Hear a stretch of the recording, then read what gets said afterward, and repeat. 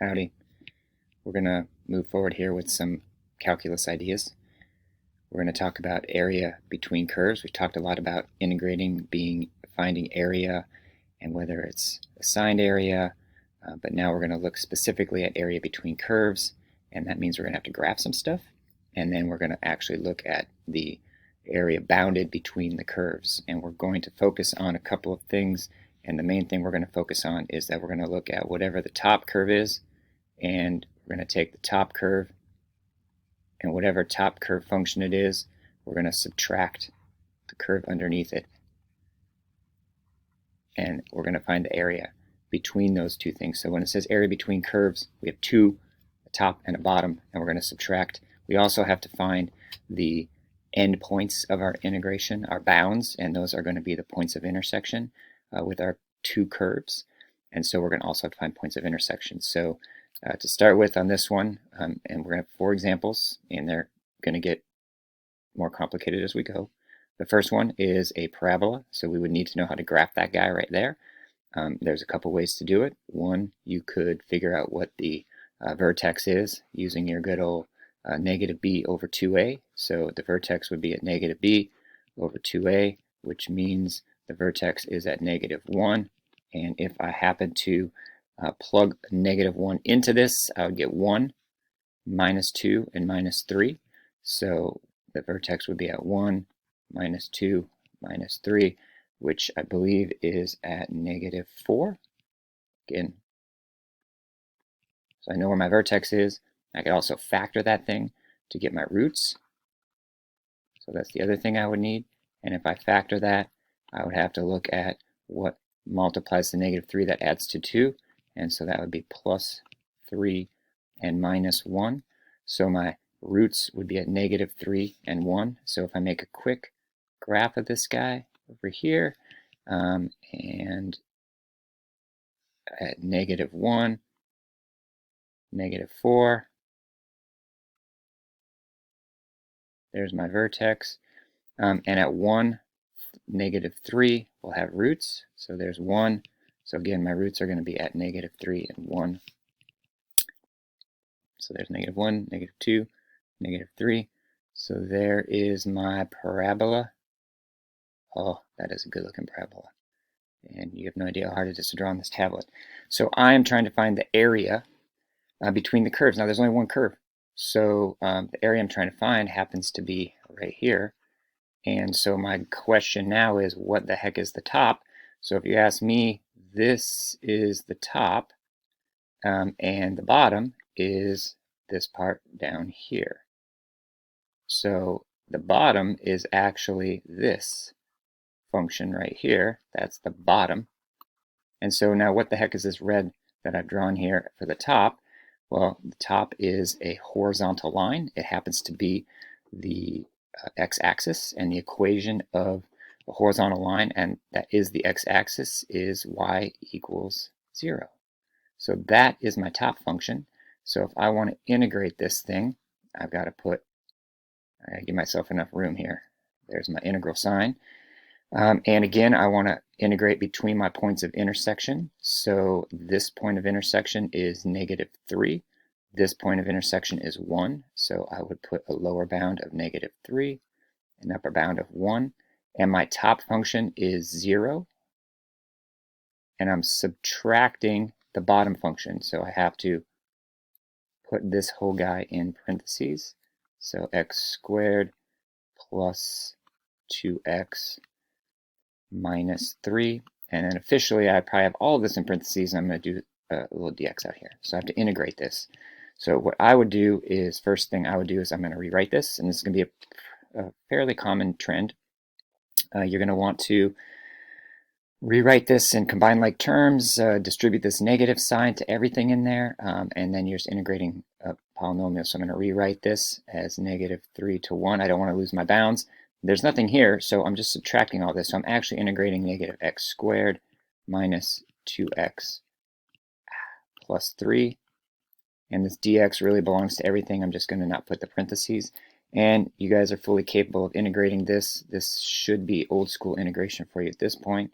So the integral of negative x squared is negative x cubed over 3. The integral of negative 2x is minus x squared. Again, you're adding 1 to the power and dividing by it, so that actually cancels that 2 out, plus 3x. And my bounds of integration are negative 3 to 1. So my last task here is going to be to plug 1 into everything, and then also to plug negative 3, excuse me, into everything, and subtract those, and then I would have my answer. So this is where the task becomes a little daunting because of fractions. So I'm going to plug 1 in, so that means I'm going to have negative 1/3, and I'm going to put parentheses around this. Minus 2 plus 3, that's when I plug 1 into everything. And now I'm going to plug 3 into everything. And again, I have to find the difference between these. I'm going to use subtraction and parentheses. I put a negative 3 in here. Negative 3 cubed is negative 27, but there's another negative, so it becomes 27/3. Put a negative 3 in here, it becomes 9, and I have to subtract 9. And then 3 times negative 3 is also minus 9. Close those parentheses. And it looks like things aren't too bad. This is my only real decimal or fraction because this isn't, so I'm going to simplify by parenthesis. So this is going to become, and I'll just do it in pieces, negative 1/3 plus 1, because this makes plus 1. This equals 9. So 9 minus 9, those guys are gone. And this is a negative 9, so minus a negative 9. But minus a negative becomes plus, so this becomes negative 1/3. This becomes plus, and so I would have negative 1/3 plus 10. And so my answer is 10 minus 1/3. Oh, wait a minute.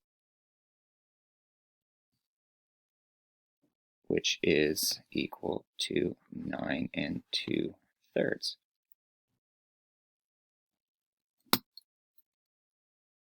As I was doing this problem down here, I realized I did make a small error that I hope you guys all caught, and that is when I plugged 1 into x squared.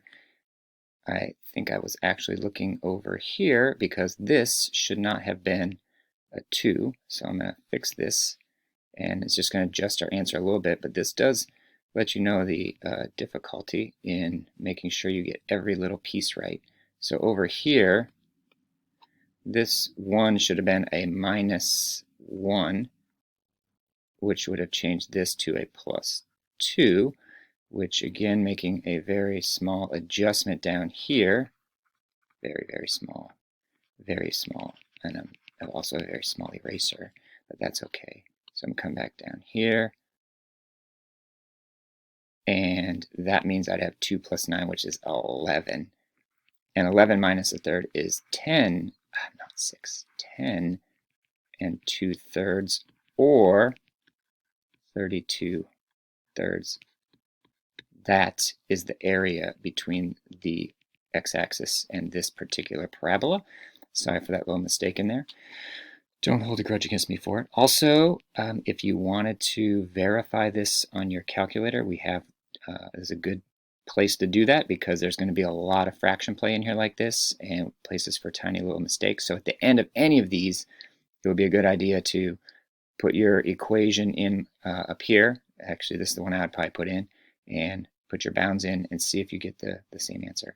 And that's the first example. So your job now is to take a second, and it will be more than a second, but pause the video. I know you don't want to because it's so exciting. Pause it, try this one, graph it first, top minus bottom, pause it, and then I'll show you the answer. So here we go, pausing now. All right, probably took you more than a couple seconds to do it, but this is what your answer should have been. Oh, and I went a little too far. Oh, and very sensitive. There we go. Here's your little area. The parabola's on the top, so it's the parabola minus 0, so this part doesn't even matter. I should have had a dx over here. Integrate, plug, calculate, and I don't even see where the answer is, so I'm going to scroll down a little bit, and there's your answer. You will notice that there's some erasuring going on. That's because you deal with a lot of fractions, and how you simplify things might be different for you than it is for me. in terms of what order you simplify, but it's important to have each of these strings on there, and then you can simplify as you want. Sometimes you might want to pop that negative to everything first, sometimes simplify what's in the parentheses and kind of whittle it down. Either way, again, check your answer and make sure it's right. These, both my examples and these tries are also posted on Classroom, and you can see and look at them as long as you want. So there's your first example. Okay.